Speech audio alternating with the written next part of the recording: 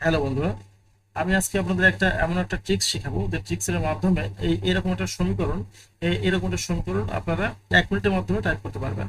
তো আমি যদি আপনাদেরকে টাইপ করতে বলি এখন নর্মালি, তো আপনারা কি চিন্তা করবেন? আপনারা চিন্তা করবেন ইনসার্টে যাব, ইনসার্ট থেকে আমরা ইকুয়েশনের মাধ্যমে এখান থেকে ফ্র্যাকশন নেবো, এক্স বাই ওয়াই ফ্র্যাকশনের মাধ্যমে আমরা উপরে 5 লিখবো, নিচে লিখবো কত 10।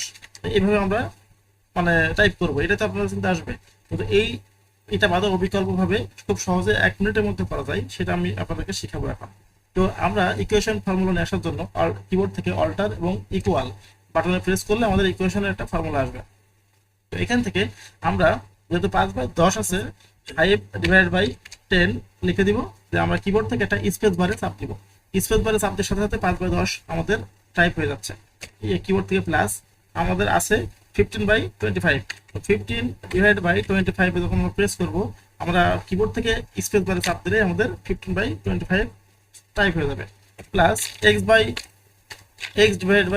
লিখলাম, স্পেস বারে চাপ দিলেই x/y হয়ে যাবে।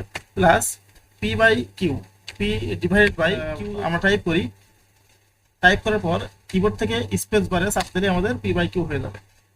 Equal 10x/5y space bar plus 7y/4z, space বারে চাপ দিলেই আমাদের 7y/4z টাইপ হয়ে যাবে।